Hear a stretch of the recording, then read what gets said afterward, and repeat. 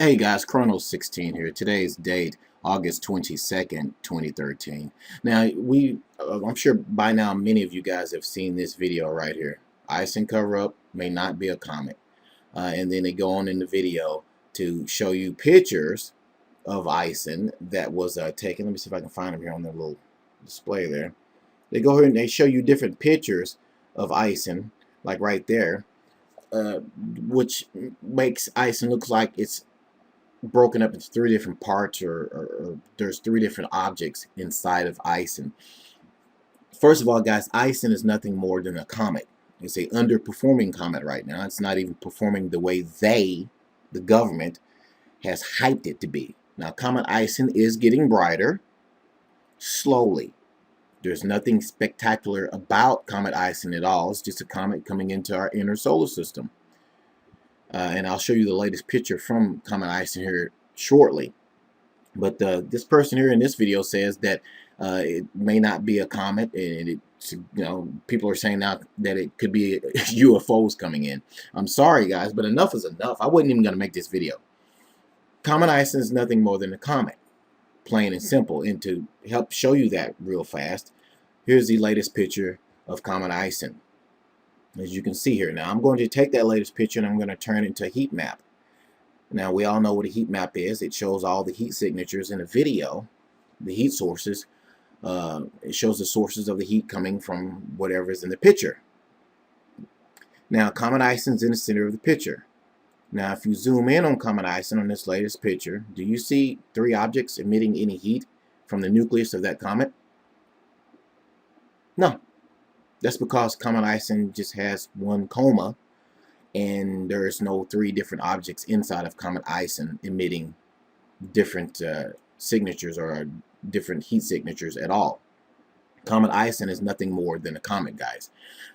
I don't know why he made this video and said this or suggested this. I mean, the video has 90,000 plus views. Okay, it could be that he just wanted to up his view count on his YouTube channel. I don't know. I'm not trying to attack him.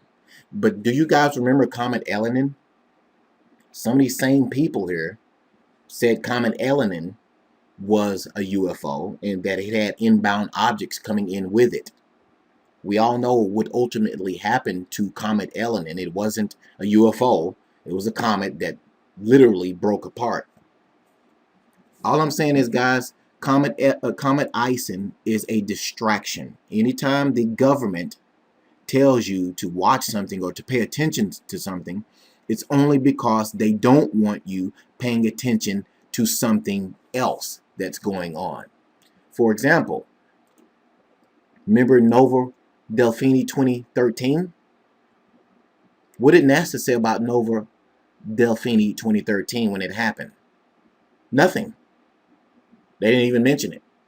All they keep talking about is Ison. There has to be a reason why they're constantly talking about Ison and nothing else is going on in the heavenly skies. Use common sense, guys. Wake up. Stop biting into this hype about Comet Ison. There's nothing extraordinary about Comet Ison at all so far. Nothing. It's just a comet, nothing more. Now, I'm going to take you on over to a video that somebody did by the name of Messier Hunter. I suggest you guys subscribe to his channel. The link is under this video.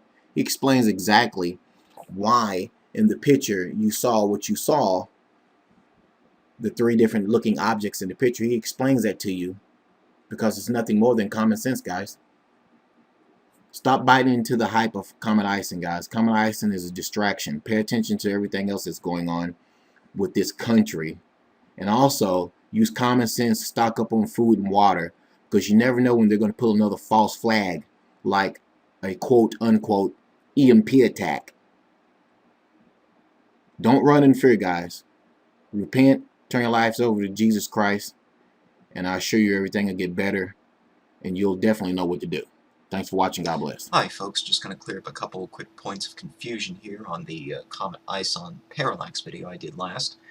We're going to take a look here first at the individual exposures that made up the stacked image. So you can see in each exposure there's just one nucleus, which forms a line in all of the exposures. The coma and the nucleus are indeed visible in all of the individual exposures, but there's only one nucleus, one coma, one tail in each of the exposures. And when it makes that sharp turn, if you actually look at the full scale of the image, you can see that it is still a line. It's a shortened line, but it's a line nonetheless with a bend to it. And so when you stack all those images together, here's what you get.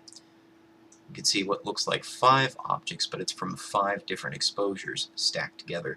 The stacking is done with the stars aligned, and so the comet, which moves, forms a series of dashed lines, each dash representing one of the exposures. You can also see that the coma and the tail actually do exhibit parallax as well.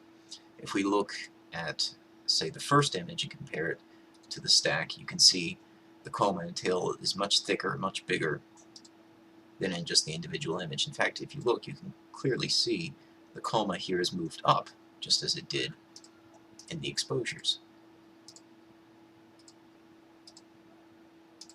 Okay, so the coma and the tail are exhibiting parallax as well. And it might be easier to visualize this whole process if we look at it from the opposite direction. So if we take Celestia and put our camera at the position of Comet Ison and look back towards Hubble during the orbit where it took these pictures, here's what we see. Now you can see I trace out the line of Hubble's motion over that period of time, and it forms the same bend. It makes more sense now, though, doesn't it? Because you can see Hubble orbiting Earth. Earth is moving relative to Ison. Hubble is moving with Earth, but Hubble's also orbiting Earth. And if you overlay all these motions, you can see that it does indeed form the same angle that we saw in the comet's motion. That's all that's really happening here. This is the parallax occurring from Hubble orbiting Earth.